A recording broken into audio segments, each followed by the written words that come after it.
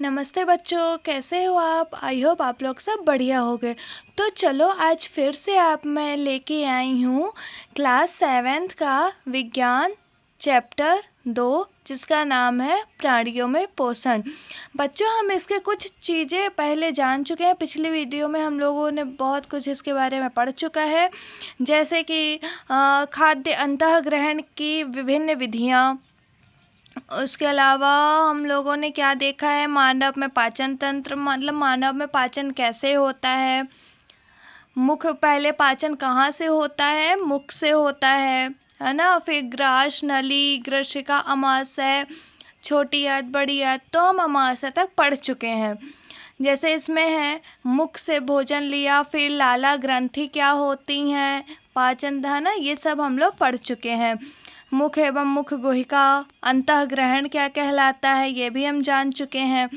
फिर ये दांत कितने प्रकार के होते हैं, कितने ऊपर कितने होते हैं, नीचे कितने होते हैं, कौन से दांत का क्या काम होता है, ये सब हम लोग जान चुके हैं। एवं जीभ में स्वाद कलिकाएं पाई जाती हैं। कौन कौन सी स्वाद कलिकाएं होती हैं, कहाँ पर हमें कौन सा स्वाद पता चलता है, ये हम बाकी सब चीज़ें जान चुके हैं। और भोजन गले के बाद फिर कहाँ पर आता है? ग्रसिका से फिर अमाशय, अमाशय में कौन सा रस पाया जाता है जो कि पाचन में सहायक होता है। ये सब चीज़ें हम देख चुके हैं। तो चलिए आज हम स्टार्ट करते हैं। क्षुद्रांत मतलब छोटी आंत। हम इसको क्षुद्रांत भी बोल सकते हैं, छोटी आंत भी बोल सकते हैं। तो छोटी आंत देखो कहाँ पर है। एक बार फिर से मैं आपको दिखा दे रही हूँ छोटी आंत कहाँ पर पाया जाता है। रुको,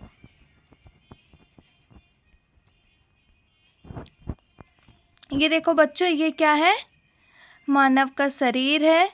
इससे ये जो पूरी क्रियाएं हैं, इसको हम क्या बोलते हैं? पाचन की पूरी क्रिया को हम क्या बोलते हैं? पाचन तंत्र। तथा पाचन तंत्र में बहुत सारे पार्ट्स भाग लेते हैं, तो इसको हम पाचन तंत्र कहते हैं। चलो हम देखते हैं यहाँ पर क्षुद्रांत है कहाँ। ये देखो बच्चों, मैं आपको दिखाती हूँ क्षुद्रांत है कहाँ। ये पूरा क्या है? ये क्षुद्रांत कहलाता है। क्षुद्रांत हम इसको छोटी आंत भी कह सकते हैं, ठीक है। यहाँ पर अब क्या हुआ, पहले क्या हुआ? पहले मुख में गया भोजन, और उसके बाद फिर आया कहाँ पर? और उसके बाद देखो, उसके बाद ये ग्रसिका पे आया। ग्रसिका एक नलिका होती है जिसके द्वारा भोजन अमाशय में पहुँचता है। अब अमाशय में उसके कुछ भागों का पाचन हो जाता है। अमाशय, चलो मैं आपको बता दे रही हूँ अमाशय में किसका पाचन होता है।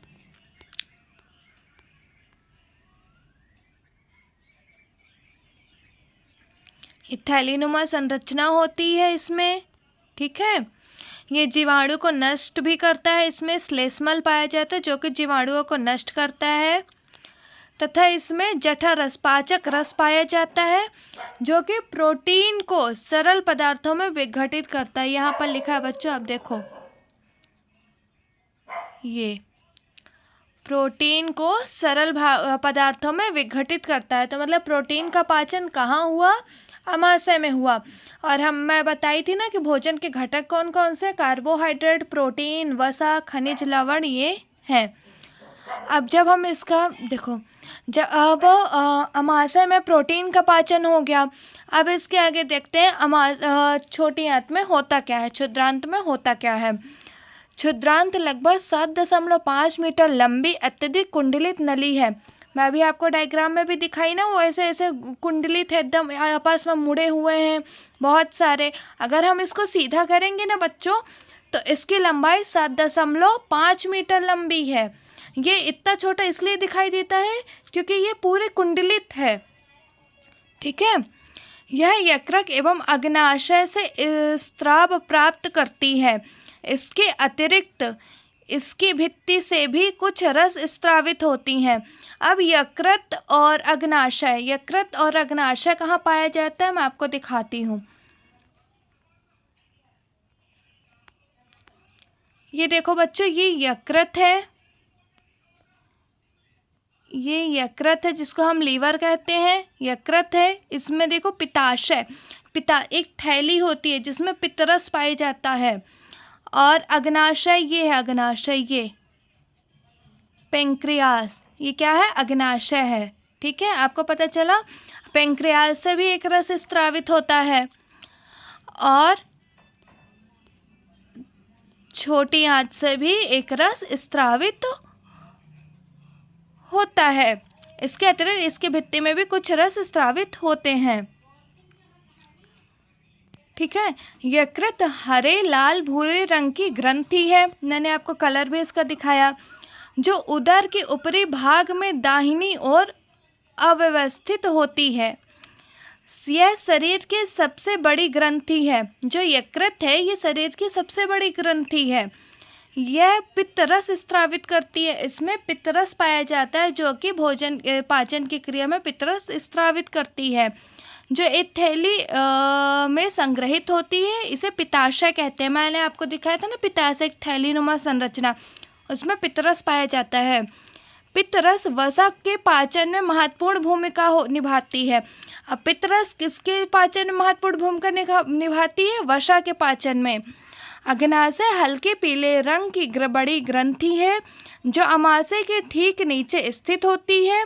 अग्नाशयी रस, अब इससे कौन सा रस स्त्रावित होता है? अग्नाशयी रस स्त्रावित होता है, जो कि कार्बोहाइड्रेट एवं प्रोटीन पर क्रिया करता है तथा इनको उनके सरल रूप में परिवर्तित कर देता है। तो आपको समझ में आया, यकृत से जो रस निकलते हैं वो रस है पित्तरस, और पित्तरस किसका पाचन करता है? वसा का पाचन करता है।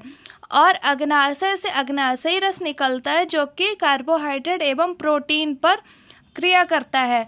अब प्रोटीन का पाचन तो अमाशय में भी हुआ है और यहाँ पर भी होता है, मतलब दोनों में प्रोटीन का पाचन होता है। अब जैसे पहले अमाशय में हुआ प्रोटीन का पाचन, कुछ उसके भाग अमाशय में पाचित हो गए, फिर उसके बाद जब वो छोटी आंत में आया तो उसके जो बचे हुए प्रोटीन के भाग है उसका भी पाचन यहाँ पर हो जाता है। आंशिक रूप से पचा भोजन अब क्षुद्रांत के निचले भाग में पहुंचता है, जहां आंतरस पाचन क्रिया को पूर्ण कर देती है। अब जो क्षुद्रांत के निचले हिस्से हैं उसमें क्या पाया जाता है? आंतरस पाया जाता है, आंतरस पाया जाता है, और ये जो है पाचन क्रिया को पूर्ण कर देती है। अब ये आंतरस पाचन की क्रिया को करता है। कार्बोहाइड्रेट सरल शर्करा जैसे कि ग्लूकोज में परिवर्तित हो जाती है।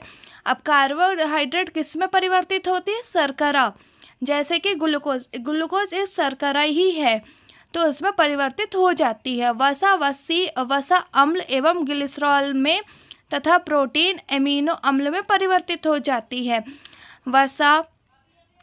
वसा किस में परिवर्तित होती है? अम्ल एवं ग्लिसरॉल में। प्रोटीन अमीनो अम्ल में परिवर्तित हो जाती है। कार्बोहाइड्रेट, प्रोटीन, वसा, ये तीनों चीज़ का यहाँ पर पाचन हो गया है। ठीक है, अब देखते हैं, एक विलक्षण दुर्घटना द्वारा अमाशय की कार्य प्रणाली की खोज हुई। सन 1822 ईस्वी में एल्किसस सेंट मार्टिन नामक व्यक्ति गोली लगने के कारण बुरी तरह से घायल हुआ। गोली के वक्त क्षतिग्रस्त हो गया था तथा अमाशय में एक छिद्र हो गया। उसे विलियम ब्यूमॉन्ट नामक अमेरिकी सैनिक चिकित्सक के पास ले जाया गया। चिकित्सक ने उसकी जान तो बचा ली, परंतु वह अमाशय का छिद्र भली भांति बंद न कर सका तथा उनके छिद्र को पट्टी से ढक दिया। ब्यूमॉन्ट को छिद्र में से अमाशय के अंदर झांकने का दुर्बल अवसर प्राप्त हुआ। उसने कुछ रोचक परीक्षण किए। अब क्या हुआ? उनको गोली लग गई है ना। अब जिस डॉक्टर के पास लेके गए तो वो उनको जो अमाशय में छिद्र हुआ था उसको वो पैक नहीं कर पाया, उसको पट्टियों से ढक दिया। तो अब ये क्या किए, ब्यूमॉन्ट ने क्या किया, छिद्र में से अमाशय के अंदर झांकने लगे। अब वो झांके तथा उससे कुछ परीक्षण प्राप्त किए। ब्यूमॉन्ट ने देखा कि अमाशय भोजन का मंथन कर रहा है। इसकी भित्ति से तरल स्रावित हो रहा है जो भोजन को पचा सकता है। उसने यह भी देखा कि अमाशय क्षुद्रांत में तभी खुलता है जब अमाशय में भोजन का पाचन पूरा हो जाता है। उन्होंने क्या देखा कि भोजन का मंथन हो रहा है, भोजन भोजन पिस रहा है और उसके बाद उसमें कुछ रसें स्रावित हो रही हैं जो कि पाचन में भाग ले रही हैं। और फिर उन्होंने ये भी देखा कि जब अमाशय में पाचन हो गया पूरी तरह से, जब पूर्ण रूप से पाचन हो गया, तब वो क्षुद्रांत में खुला है। पर अन्यथा अगर जब तक हमारा अमाशय में पाचन क्रिया पूरी नहीं हो जाएगी तब तक छोटी आंत नहीं खुलता है। ठीक है। अब चलो, अब ये आपसे पूछा जाएगा बच्चों कि इसकी खोज किसने की, अमाशय की खोज किसने की, तो आप बता सकते हो एल्गिस सेंट मार्टिन ने। ठीक है, इन्होंने अमाशय की खोज की तथा ये किस वजह से की, गोली के घाव हो जाने की वजह से इन्होंने अमाशय की खोज की। अब क्षुद्रांत में अवशोषण, मतलब छोटी आंत में अवशोषण। पचा हुआ भोजन अवशोषित होकर क्षुद्रांत की भित्ति में स्थिर रुधिर वाहिकाओं में चला जाता है। पचा हुआ जो भोजन है वो अवशोषित होकर क्षुद्रांत की भित्ति में स्थिर, जो क्षुद्रांत छोटी आंत में रुधिर वाहिकाएं भी तो हों, शरीर में पूरी जगह तो रुधिर वाहिकाएं हैं, वहाँ पर चला जाता है। इस प्रक्रम को अवशोषण कहते हैं। क्षुद्रांत की आंतरिक भित्ति पर उंगली की समान उभरी हुई संरचनाएं होती हैं जिन्हें दीर्घ रोम तथा रसांकुर कहते हैं। क्षुद्रांत के आंतरिक भाग, जो उसका आंतरिक भाग है ना, उसमें ये उंगलियों समान उभरी हुई संरचना पाई जाती है जिसे रसांकुर कहते हैं। क्या आप अनुमान लगा सकते हैं कि दीर्घ रोम की आंत में क्या भूमिका है? अब हमें इसमें क्या पता लगाना है कि जो ये रसांकुर है ये आंत में क्या भूमिका निभाती है। दीर्घ रोम पचे हुए भोजन के अवशोषण हेतु तल क्षेत्र बढ़ा देते हैं, मतलब जो पचाने के लिए भोजन है उसका क्षेत्र बढ़ा दिए कि यहाँ पर भोजन अच्छे से पच सके, अवशोषण हो सके। प्रत्येक दीर्घ रोम में सूक्ष्म रुधिर वाहिकाओं का जाल फैला होता है। आपको बताई ही कि बहुत सारी रुधिर वाहिकाएं होती हैं, जाल फैला रहता है। दीर्घ रोम की सतह से पचे हुए भोजन का अवशोषण होता है तथा यह रुधिर वाहिकाओं में चला जाता है। अवशोषित पदार्थ का स्थानांतरण रुधिर वाहिकाओं द्वारा शरीर के विभिन्न भागों तक होता है। अब ये जो अवशोषित पदार्थ हैं उनका स्थानांतरण रुधिर वाहिकाओं द्वारा, जो अवशोषित पदार्थ है ना, उनका स्थानांतरण रुधिर वाहिकाओं द्वारा शरीर के विभिन्न भागों में होता है जहां उनका उपयोग जटिल पदार्थों को बनाने में किया जाता है। इस प्रक्रम को स्वांगीकरण कहते हैं। स्वांगीकरण किसे कहते हैं कि रुधिर वाहिकाओं द्वारा पचे हुए अवशोषित पदार्थों का पूरे शरीर में फैल जाना तथा जटिल पदार्थों का बनने में किया जाता है। इनका उपयोग जटिल पदार्थों के बनने में किया जाता है। इस प्रक्रम को स्वांगीकरण कहते हैं। कोशिकाओं में उपस्थित ग्लूकोज का विघटन ऑक्सीजन की सहायता से कार्बन डाइऑक्साइड एवं जल में हो जाता है और ऊर्जा मुक्त होती है। ग्लूकोज का विघटन यहाँ पर हो गया, ऑक्सीजन की सहायता से कार्बन डाइऑक्साइड एवं जल में हो जाता है। भोजन का वह भाग जिसका पाचन नहीं हो पाता अथवा अवशोषण नहीं हो पाता वह बृहदान्त्र में भेज दिया जाता है। बृहदान्त्र मतलब बड़ी आंत में भेज दिया जाता है। अब जिनका पाचन नहीं हो पाता, अब इसमें क्या हुआ, प्रोटीन, वसा, कार्बोहाइड्रेट का पाचन हुआ था, है ना। अब ये जो है कार्बोहाइड्रेट से क्या बना था, ग्लूकोज बना था। ग्लूकोज से क्या हुआ, अभी ग्लूकोज का विघटन किस में हो गया, ऑक्सीजन की सहायता से कार्बन डाइऑक्साइड एवं जल में हो गया। अब जब कार्बन डाइऑक्साइड एवं जल में हो गया और ऊर्जा मुक्त हो गई तो फिर भोजन का वह भाग जो बचा था, अब जो कुछ भी बचा है वो कहाँ चला जाएगा, अब बड़ी आंत में चला जाएगा, वृहतांत्र में। वृहतांत्र क्षुद्रांत की अपेक्षा चौड़ी तथा छोटी होती है। यह लगभग 1.5 मीटर लंबी होती है। इसका मुख्य कार्य जल एवं कुछ लवणों का अवशोषण करना है। बचा हुआ अपचित पदार्थ मलाशय में चला जाता है तथा अर्ध ठोस मल के रूप में रहता है।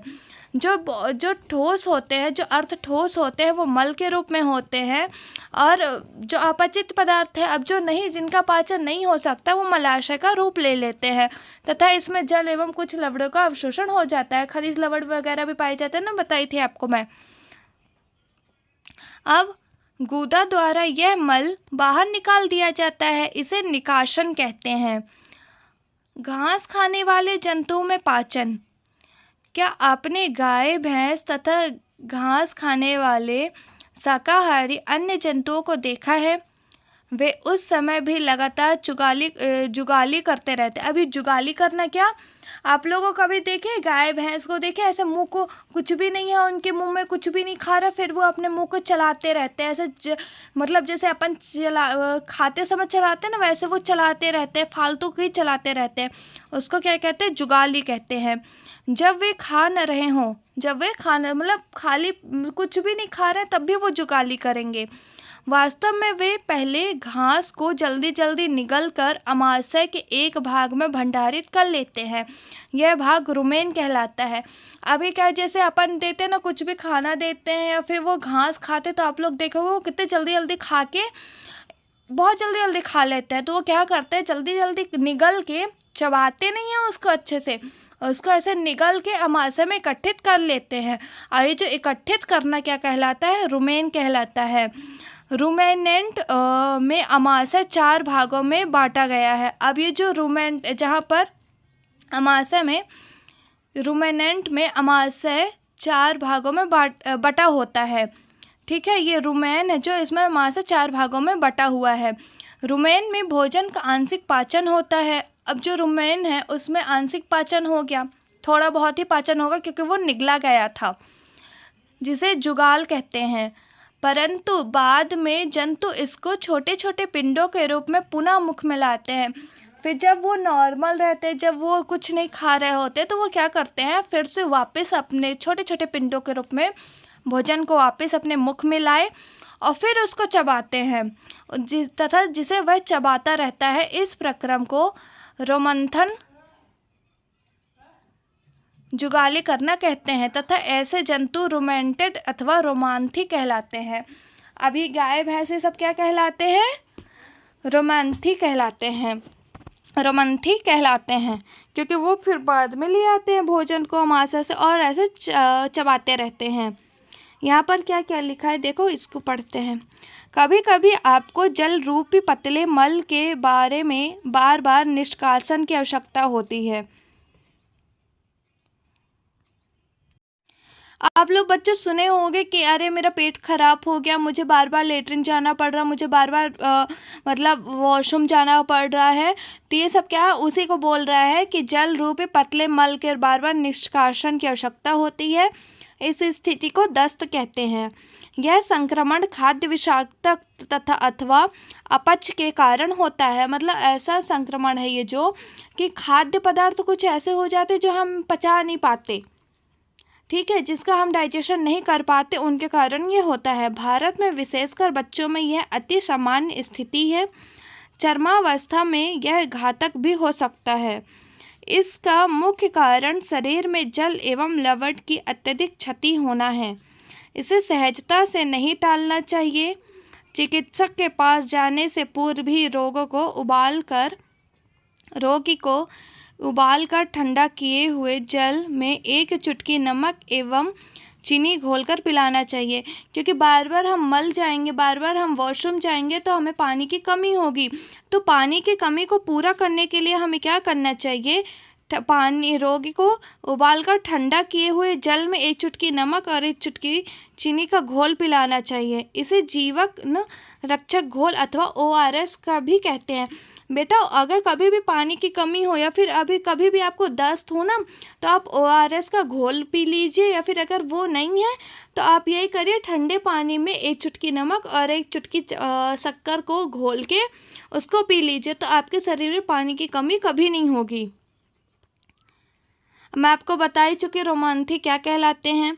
घास में सेल्यूलोज की प्रचुरता होती है, जो एक प्रकार का कार्बोहाइड्रेट है। किसी रुमेनेंट अथवा रोमांथी पशु, हिरण आदि के रुमेन में सेल्यूलोज का पाचन करने वाले जीवाणु पाए जाते हैं। बहुत से जंतु एवं मानव सेल्यूलोज का पाचन नहीं कर पाते। अब ये तो है कि रुमेन में सेल्यूलोज का पाचन करने वाले जीवाणु पाए जाते हैं। जो रुमेन करते हैं, जैसे अपन मुंह को चगलाते हैं, तो उसमें सेल्यूलोज का पाचन करने का जीवाणु तो होता है, लेकिन बहुत सारे ऐसे जंतु होते हैं एवं मानव होते हैं जो सेल्यूलोज का पाचन नहीं कर पाते। पहली जानना चाहती है कि ये जंतु भोजन करते समय इसे भली भांति क्यों नहीं चबा पाते।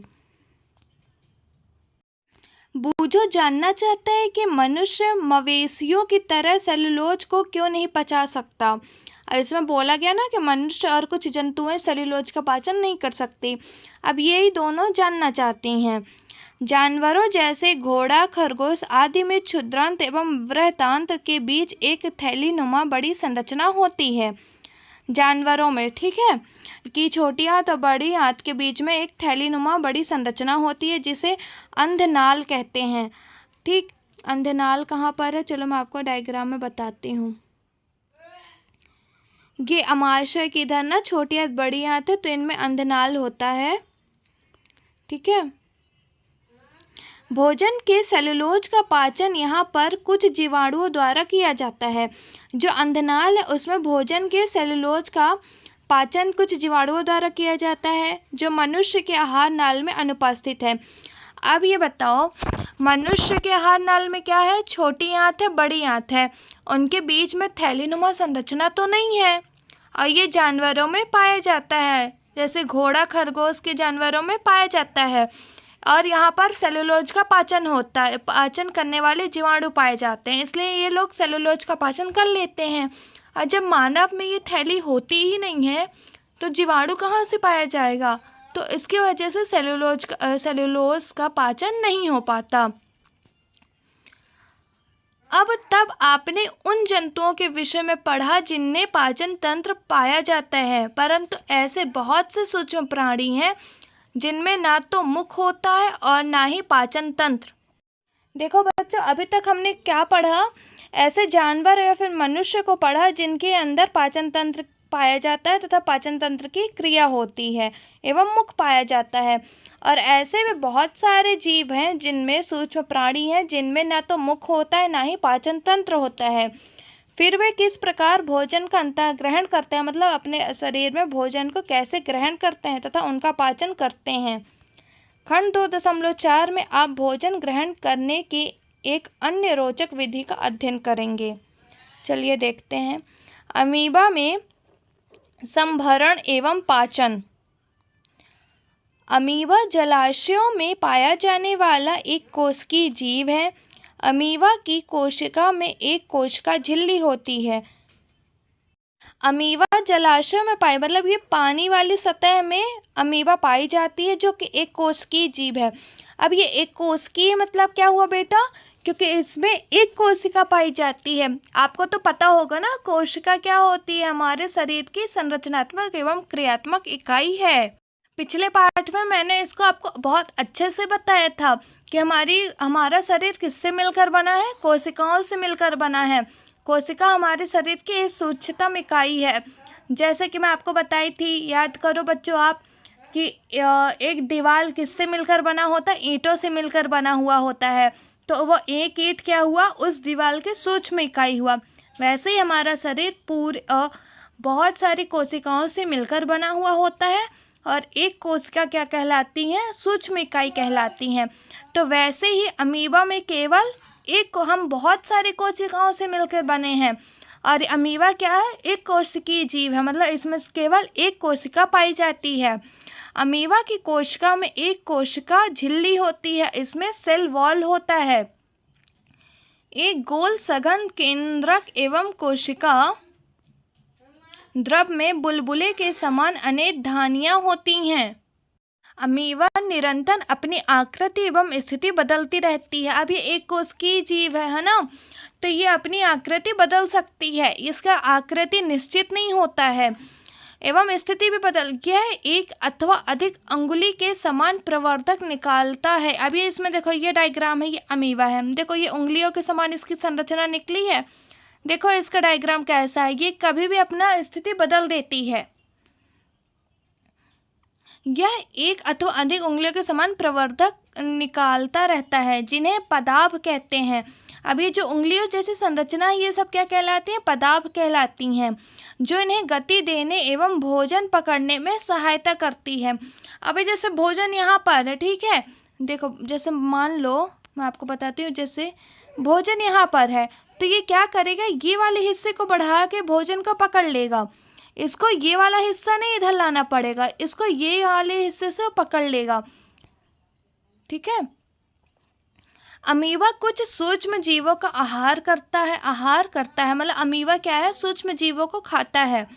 जब इसे भोजन का आभास होता है तो यह खाद्य कण के चारों ओर पदार्थ विकसित करके उसे निगल लेता है।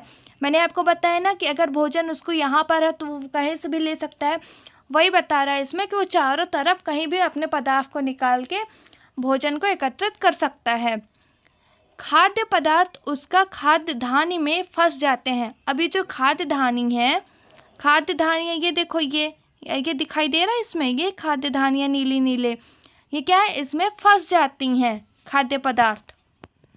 खाद्य धानी में ही पाचक रस स्रावित होते हैं। ये खाद्य पदार्थों पर क्रिया करके उन्हें सरल पदार्थों में बदल देता है। अब ये खाद्य धानी में जो खाद्य पदार्थ फंस जाते हैं, इनमें ही पाचक रस स्रावित होते हैं और पदार्थों का पाचन होता है, जो सरल पदार्थों में टूट जाते हैं। पचा हुआ खाद्य धीरे धीरे अवशोषित होता जाता है। अवशोषित पदार्थ अमीबा की वृद्धि, रखरखाव एवं गुणन के लिए उपयोगी होता है। जैसे हमारे लिए भोजन आवश्यक क्यों है, हमारे रखरखाव के लिए, हमारी वृद्धि के लिए, वैसे अमीबा की भी वृद्धि होती है भोजन से। बिना पचा अपशिष्ट खाद्य धानी द्वारा बाहर निकाल दिया जाता है। मतलब खाद्य धानी द्वारा ही भोजन को अवशोषित किया जाता है, फंस जाते हैं, वहीं पर पाचक रस स्रावित होता है, वहीं पर उनका पाचन होता है। और अपशिष्ट पदार्थ जो रहता है, ये खाद्य धानी द्वारा ही बाहर निकाल दिया जाता है। मतलब दोनों क्रियाएं खाद्य धानी में ही होती हैं। भोजन के पाचन का आधारभूत प्रक्रम सभी प्राणियों में समान है। भोजन के पाचन का आधारभूत प्रक्रम, हाँ, के पाचक रस स्रावित हुआ, फिर उनका पाचन हुआ, सरल पदार्थों में टूटा, सभी में समान है, जिसमें खाद्य पदार्थ सरल पदार्थों में परिवर्तित किए जाते हैं एवं ऊर्जा मुक्त होती है।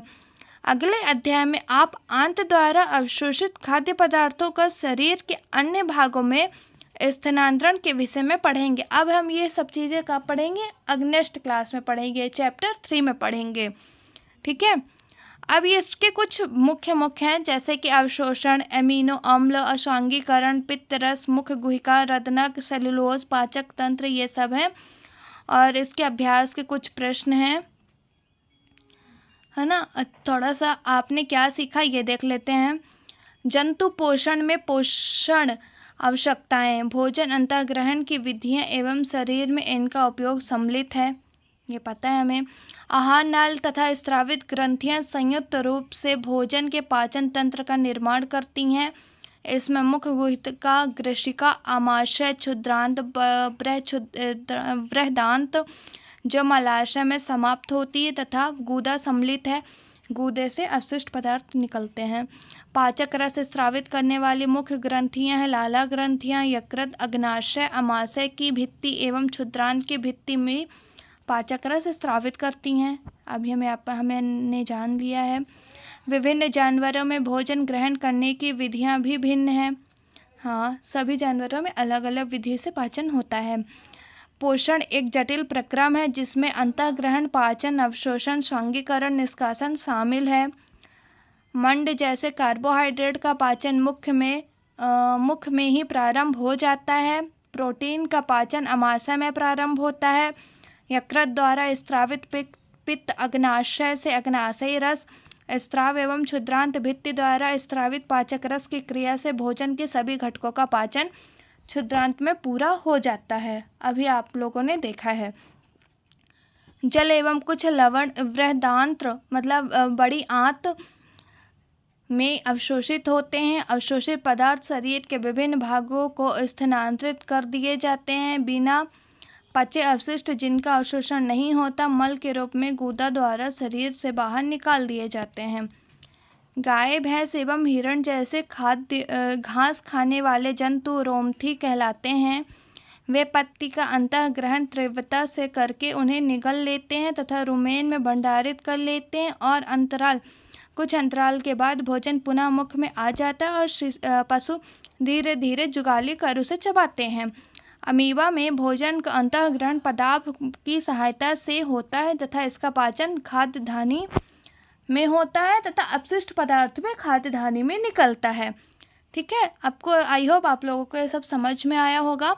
अब अभ्यास के जो क्वेश्चन आंसर हैं इसका मैं वीडियो कल अपलोड कर दूंगी सबको कंप्लीट करके, और आई होप आप लोगों को ये वीडियो भी समझ में आया होगा। प्लीज़ इसको लाइक एवं सब्सक्राइब करें। और बच्चों, आप लोगों को जिस क्लास का भी साइंस पढ़ना है आप मुझे प्लीज़ कमेंट में बता दीजिए, मैं उसका वीडियो आपको बना के भेज दूँगी। लेकिन प्लीज़ लाइक एवं सब्सक्राइब कीजिए क्योंकि मैं बहुत मेहनत कर रही हूँ और मुझे ये भी तो होना चाहिए कि बच्चों आप लोगों को पसंद आ रहे हैं मेरे वीडियो कि नहीं।